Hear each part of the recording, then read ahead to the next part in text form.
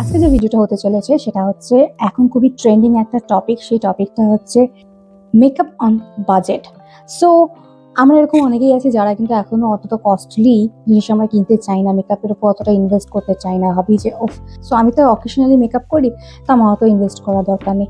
কোথাও না কোথাও ওকে, আমি তোমাকে ফুললি সাপোর্ট করি। এবং অনেকে এরকম আছো যারা এখনো অবধি তোমরা অ্যাফোর্ড করতে পারছো না, কারণ তোমাদের এখনো পকেট মানি দিয়ে তোমরা তোমাদের মেকআপ পারচেস করো।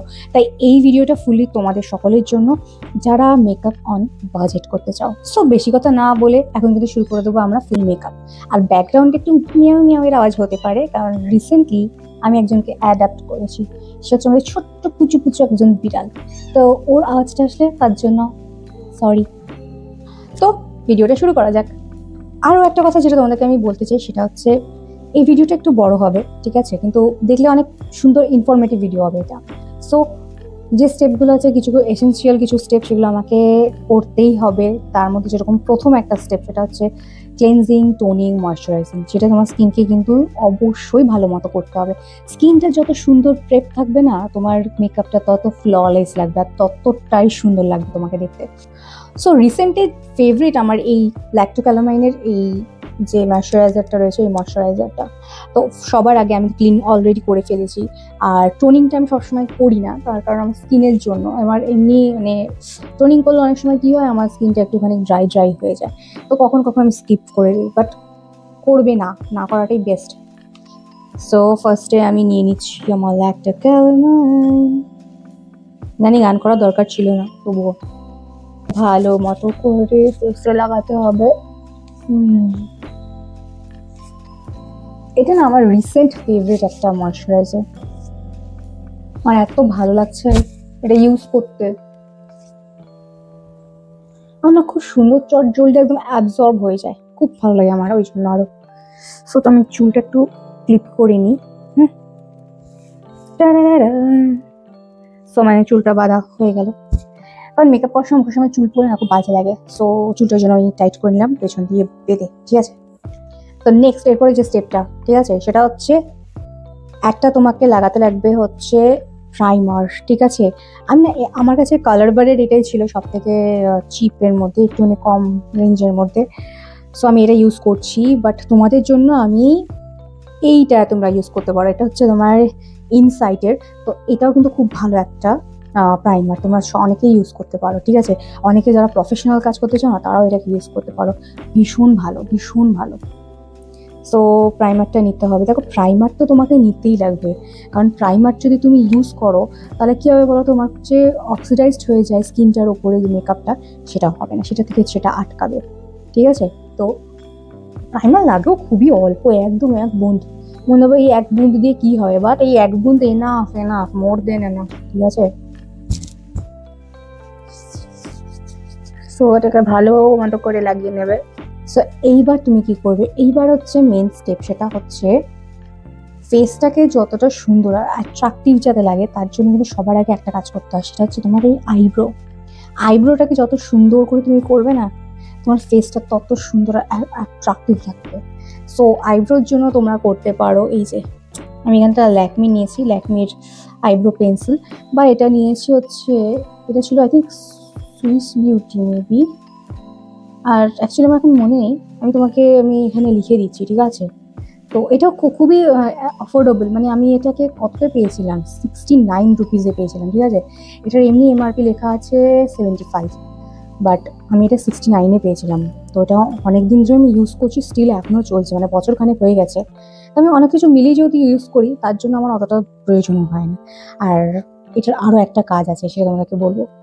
মোটামুটি আইব্রো করতে কিনা জানি সবাই ন্যাচারাল ফেসের সাথে কিন্তু যথেষ্ট তোমরা জানো কীভাবে আইব্রো করতে হবে, বাট আমি তোমাকে ছোটো দু একটা টিপস দিয়ে দিচ্ছি যাতে তোমার আইব্রোটা অনেকটা ন্যাচারাল লাগবে দেখতে, ঠিক আছে। এখানে আমি ডার্ক ব্রাউন শেডটা নিয়েছি, ঠিক আছে।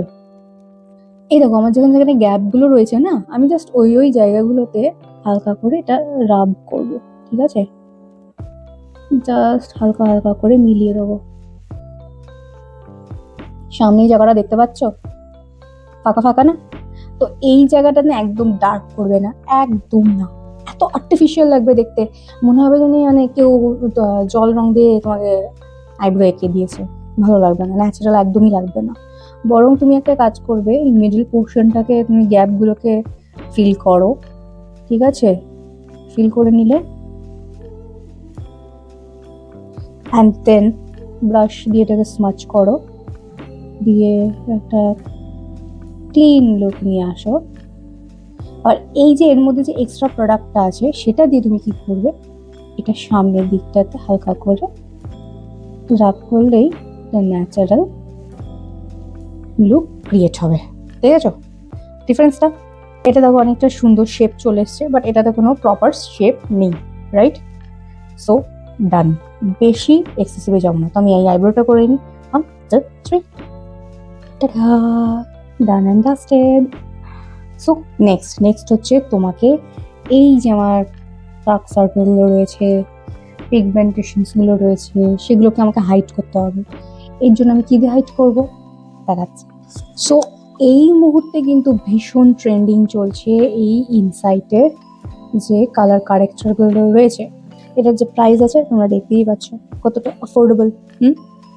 সো এটা আমি অনেকদিন আগেই কিনেছিলাম, যখন আমি ফার্স্ট মেকআপ স্টার্ট করি তখন আমি এইটা কিনেছিলাম প্র্যাকটিসের জন্য, যাতে আমার বেশি একটু ভালো প্রোডাক্টও হবে, বাট আমার বাজেট ফ্রেন্ডলিও হবে, মানে পকেট ফ্রেন্ডলি যাকে বলে। সো এখানে দেখতে পাচ্ছ কালারগুলো, অনেকগুলো কালার রয়েছে, অরেঞ্জ রয়েছে, এখানে লাইট শেড রয়েছে, ডার্ক, মিডিয়াম, নাইস শেড। তো ফার্স্টে আমি কি করব, এই শেডটা যেটা আছে এই শেডটা নেব, এটা আমার জন্য ইনাফ, ঠিক আছে? এই জায়গাগুলোকে হাইড করে দেবো। আর এটা খুবই ক্রিমি একটা প্রোডাক্ট, কাজ করতে এত ইজি করে দেয়, মানে পকেট ফ্রেন্ডলি, বাজেট ফ্রেন্ডলির মধ্যে এত সুন্দর যে এর কভারেজ, মানে তুমি জাস্ট ভাবতে পারবে না। আচ্ছা আমি এখানে অরেঞ্জ কারেক্টারটা ইউজ করলাম না, সো এখানে জাস্ট হালকা একটু পিগমেন্টেশন ছিল বলে আমি কিন্তু এখানে যে অরেঞ্জ কারেক্টারটা আছে সেটা আমি না ইউজ করে ডার্কের যে শেড রয়েছে, ডার্ক শেড, মানে আমার স্কিন টোন থেকে 1 থেকে 2 শেড ডার্ক, সেটা আমি এখানে ইউজ করছি। এটাতে কি হচ্ছে, দুটো ব্লেন্ড করে দিয়ে এই জায়গাটা আমার যে একটা স্পট ছিল সেটা আর বোঝা যাবে না। সো দেখছো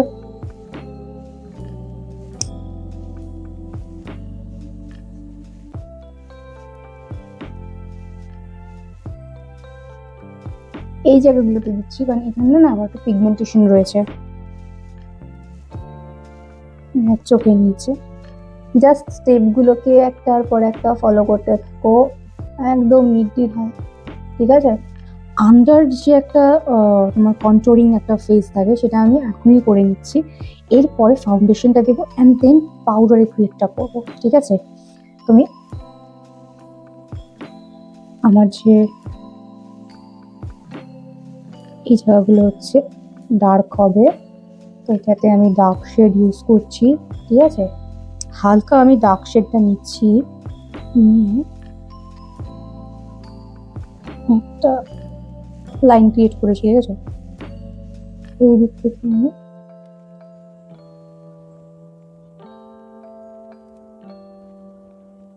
হলো।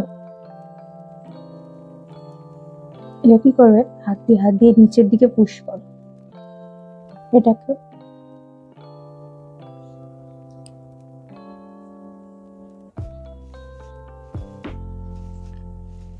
ইনস্ট্যান্ট নাকটা অনেকটা চোখা লাগছে না?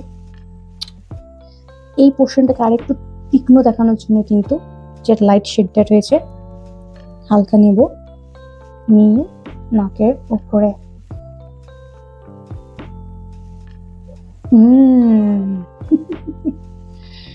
সেটা হচ্ছে ট্রিক, নাকটাকে অনেক চোখা দেখালো দেখানোর জন্য, ঠিক আছে? এবার আমি এই জায়গাটা হালকা কনসিলার লাগিয়ে নিচ্ছি যাতে গর্ত না লাগে।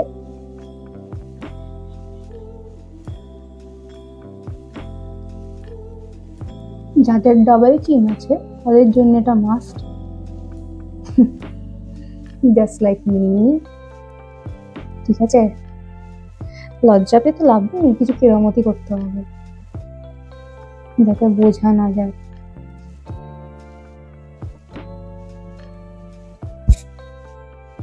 এটাতে কি হচ্ছে যে তোমার একটা জ লাইন ক্রিয়েট হচ্ছে, ইলিউশন ক্রিয়েট হচ্ছে যে তোমার একটা জ লাইন আছে, যদিও তোমার নেই, সবাই জানে সেটা, বাট দেখে মনে হবে যে তোমার একটা জ লাইন রয়েছে। সো ফাউন্ডেশন হিসেবে আমি ইউজ করছি এখানে ফরএভার 52, আর এর সাথে কিন্তু আমি 2-3টে ফাউন্ডেশন একটু রিজনেবল প্রাইসে আমি এখানে মেনশন করে দিচ্ছি। তোমাদের কাছে যেটা সব থেকে বেশি অ্যাফোর্ডেবল বলে মনে হবে তোমরা কিন্তু সেটাই নেবে, ঠিক আছে? স্কিনের যে একটা ওয়ার্মথ থাকে না, যখনই এই প্রোডাক্টটার আমার স্কিনের সংস্পর্শে আসবে তখনই কিন্তু জিনিসটা খুব সুন্দর মেল্ট হয়ে যাবে, আর তখন সেটা অ্যাপ্লাই করতে গিয়েও অনেকটা সুবিধা হবে। বাট হ্যাঁ, যখন তুমি ক্লায়েন্টের উপরে কাজ করছো তখন তো তোমাকে অবভিয়াসলি হাইজিনটা মেনটেন করতে হবে, রাইট? বাট আজকে যেহেতু আমি জাস্ট নিজের ওপরে মেকআপটা করছি, দ্যাটস ওয়াই আমি নিজের উপর যখন করি তখন আমি চেষ্টা করি এইভাবেই করার, ঠিক আছে? বাট ক্লায়েন্টের উপরে যাতে কখনোই এরকম না হয়, মনে থাকে যাতে। সো একটা থিন লেয়ার করবো আমরা, ঠিক আছে? আর মেকআপ প্রোডাক্ট যত তুমি লেস কোয়ান্টিটিতে ইউজ করতে পারবে না, মনে রাখবে তোমার মেকআপটা ততটা সুন্দর হবে আর ততটা সুন্দরভাবে টিকবে, ঠিক আছে? এমন নয় যে বেশি জিনিস নিয়ে নিলাম মানে খুব ভালো হয়ে যাচ্ছে জিনিসটা, এমন কোনো ব্যাপার নেই। আসলে মনে রাখবে অল্প প্রোডাক্ট দিয়ে যত কাজ করবে, মেকআপের লেয়ারটা যত থিন হবে সেটা টিকবে বেশি এবং দেখতেও লাগবে একদম স্কিন লাইক। ছোটো ছোটো টিপস এগুলো কিন্তু অনেকেই রিভিল করে না, ঠিক আছে? অনেক বড় বড় মেকআপ আর্টিস্টও আছে, তারাও রিভিল করে না, বাট এটা কিন্তু জেনারেল জিনিস, ঠিক আছে? সবসময় যে তোমাকে খুব বেশি প্রোডাক্ট ইউজ করতে হবে তাহলেই হবে এমন কোনো ব্যাপার নেই। গলা, ঠিক আছে, একদম ভুলবে না, তো মুখটা একরকম লাগবে আর গলাটা একরকম লাগবে, আর তখন লাগবে খুব বাজে। আমি কিন্তু দেখো জাস্ট একটা পাম্প নিয়েছি, সেটা দিয়ে কিন্তু ফুল ফেসের উপর করলাম, সেখানে আমার ডান। সো অলরেডি যেহেতু আমি আন্ডার মেকআপ আমি একটুখানি কন্ট্রোল করে নিয়েছি, এবং নাও আমি কি করব, আমি যেহেতু ব্লাশটা ইউজ করিনি আগে, কারণ এটা পরে ইউজ করবো বলে, তো আমি এখানে L18-এর এই যে একটা লিপস্টিক আছে, এই লিপস্টিকটা আমি ইউজ করব আমার ব্লাশ হিসাবে। সো আমি আগে একটু হাতে লাগিয়ে নিচ্ছি, ঠিক আছে? আমি জেনারেলি ইসি প্রোডাক্ট হাতেই লাগিয়ে করি, তো কি হয়, ইভেন ডিস্ট্রিবিউটটা করা যায়। সো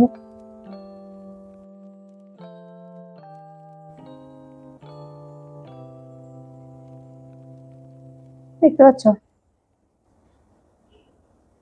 সো ইন জেনারেলি যখনই তুমি ফেসের উপরে একটা ফুল মেকআপ করছো তখন তোমাকে ক্রিম প্রোডাক্টগুলোকে সেট করার জন্য অবভিয়াসলি তোমার কাছে দরকার লাগে একটা ট্রান্সলুশন পাউডার, বা ট্রান্সলুশন পাউডারগুলো মোটামুটি একটু দাম হয়, ঠিক আছে? তো আমি ওই পার্টটা স্কিপ করছি, আমি ডাইরেক্ট চলে যাবো কোথায়, কম্প্যাক্টে। আমি এখানে ল্যাকমির যে 925-এর একটা কম্প্যাক্ট আছে সেটাকে ইউজ করছি, আর এছাড়া ল্যাকমির কিন্তু অনেকগুলো কম্প্যাক্ট আছে যেটা খুবই রিজনেবল, এবং অন্যান্য কোম্পানিরও রয়েছে, সেগুলো আমি প্রত্যেকটা এই স্ক্রিনের ওপর দিয়ে দিচ্ছি। ওকে, অ্যাপ্লাই করার আগে কিন্তু তোমাকে ভালো মতো করে ক্রিম প্রোডাক্টগুলোকে ব্লেন্ড করে নিতে হবে, যাতে কোথাও কোনো রকম রিঙ্কলস বা কোনো রকম যদি কিছু থাকে সেটা হাইড হয়ে যাবে। ওকে, ভালো মতো ড্যাব করে নিয়েছি, হালকা হালকা করে ইউজ করবে, ঠিক আছে?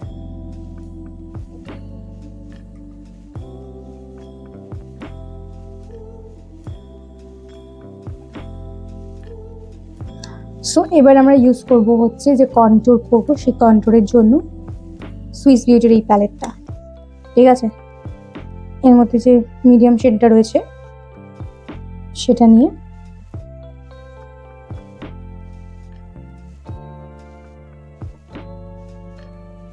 এটা না, আমি যখন ফার্স্ট টাইম মেকআপের জন্য ট্রাই করছিলাম, মানে শেখার জন্য, তখন আমি এটা পারচেস করেছিলাম।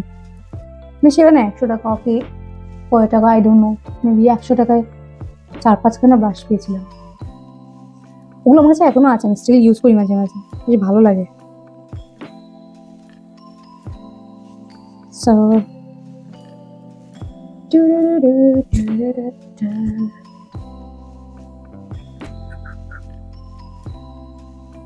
এই যেখানে একদম লাইট একটা শেড আছে, এই শেডটা আমি ইউজ করবো এই নাকের ওপরে। আর চোখের নিচে।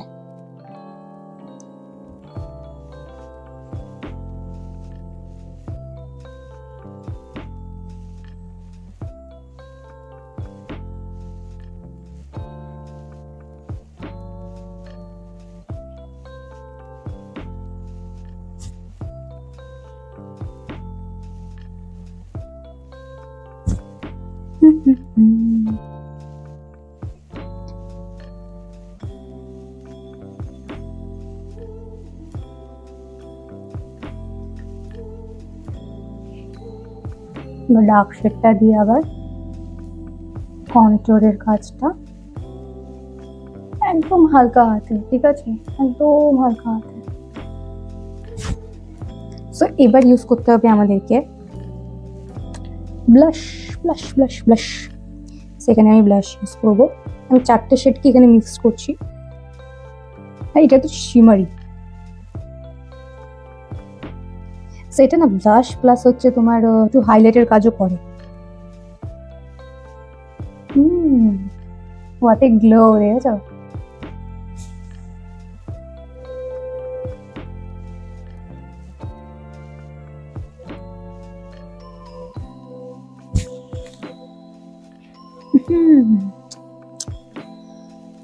আর এই যে লাইট শেডটা আছে এটাও সুইস বিউটির, ঠিক আছে।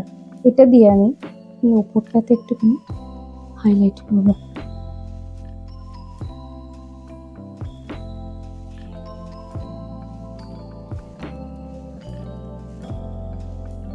গ্লোই এফেক্ট দেবে।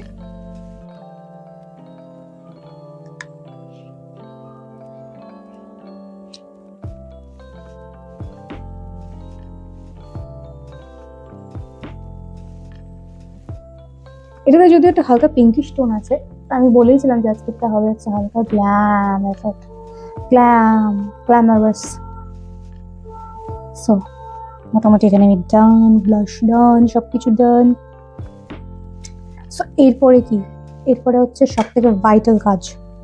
এখন হলো দরকার হচ্ছে আমার এই মেকআপটাকে সেট করে দিতে হবে, যাতে আর কোনোরকম ভাবে এটা সরে না যাবে, ঘামে গলে না যায়। তো আমি এটাও ইউজ করছি সুইস বিউটির মেকআপ ফিক্সার, খুব ভালো, আমি খুব জেনারেলিও খুব ইউজ করি। সো আমি ফার্স্টে কারণ এরকম প্যাটে নিয়ে হালকা হালকা করে যেই মাত্র এগুলোকে প্রেস করবো একদম হালকা হাতে, ঠিক আছে, সঙ্গে সঙ্গে দেখবে মেকআপটা ব্লেন্ড হয়ে ফেসের ওপরে বসতে শুরু করবে, বুঝেছ? এতক্ষণ যে একটা অন্যরকম লাগছিল, মনে হচ্ছিল কিরকম জানি ঠিক হচ্ছে কিনা, এখন সব ধাঁধা মিলিয়ে যাবে। এটি হচ্ছে মেকআপ ফিক্সারের ম্যাজিক যাকে বলে, মানে আমার তো সেটাই মনে হয়। এতক্ষণ যেটাকে খুব আনন্যাচারাল লাগছিল, মনে হচ্ছিল ঠিক হয়নি হয়তো বা কিছু সামথিং, সেইটাকেই ফুললি রাখো।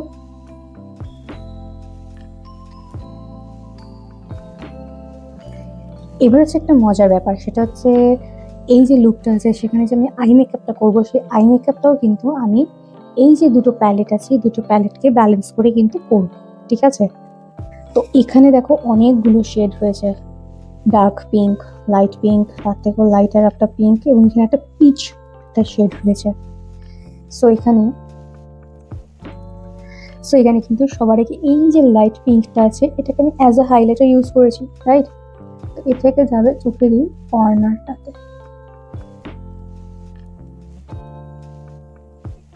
হালকা পিঙ্কিশ একটা টোন।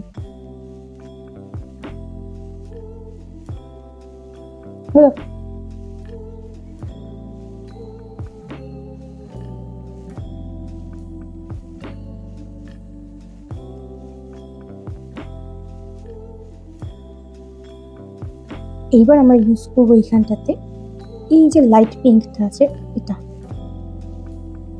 নেব, এক্সট্রাটা সরিয়ে দিলাম, অ্যাপ্লাই।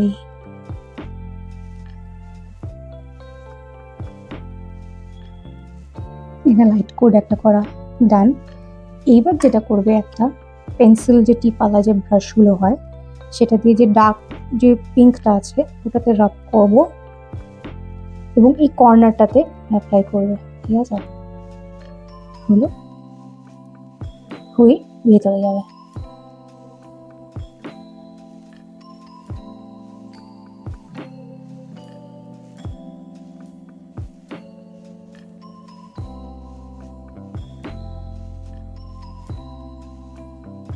দেন এবার ফ্লাফি যে একটা ব্রাশ রয়েছে আগের ব্রাশটাই, ওটা দিয়ে ওপর সাইডটা ব্লেন্ড করে দেবো।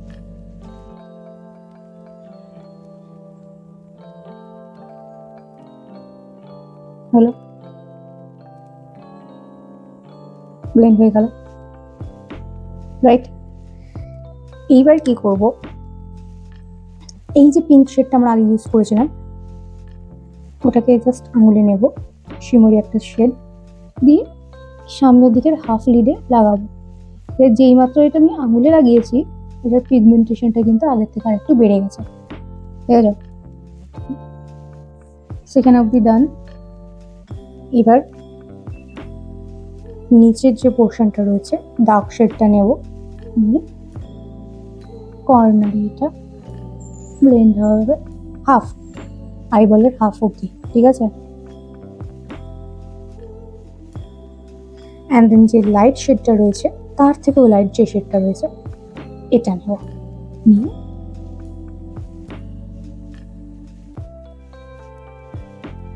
দুটোকে মিলিয়ে দেবো।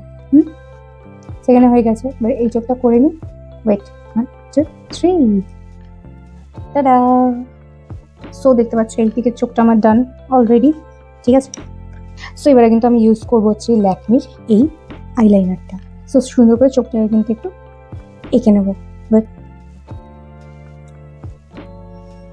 যতটা সম্ভব থিন করার চেষ্টা করব।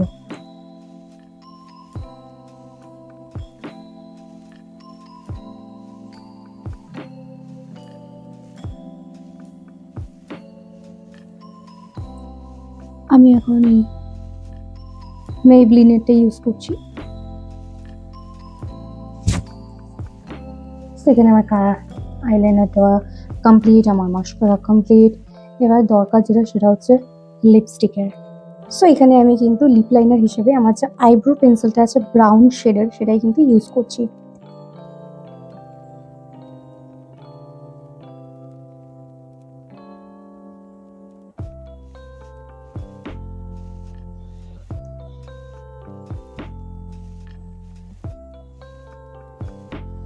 আমি এখানে দু রকম কালার ইউজ করবো। ঠিক আছে, একটা হচ্ছে এই নিউড একটা শেড রয়েছে যেটা আমি ব্লাশে ইউজ করেছিলাম, এটা হচ্ছে ডিফারেন্ট শেড। ঠিক আছে, ব্লাশে ইউজ করেছিলাম এই পিঙ্কটা আমি, আর এটা হচ্ছে একটা নিউড শেড। সো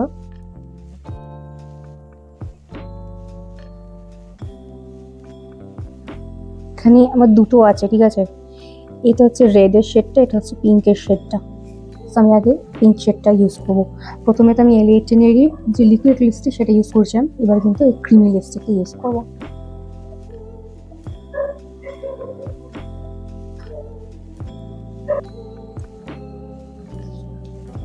সো ডান।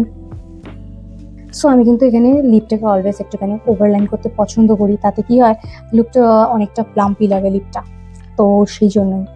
তো এখানে মোটামুটি আমার ডান, এবং আমার মনে হচ্ছে একটু ব্লাশটা একটু কম লাগছে, তো আমি একটু হালকা একটুখানি ব্রাইটনেসটার জন্য একটুখানি হাইলাইটটা ইউজ করব। ঠিক আছে,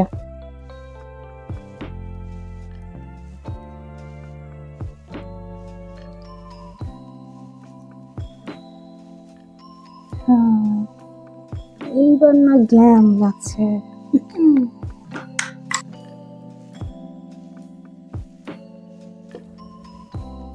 এখানে আমার গ্ল্যাম লুক অলরেডি ডান, দেখতেই পাচ্ছ।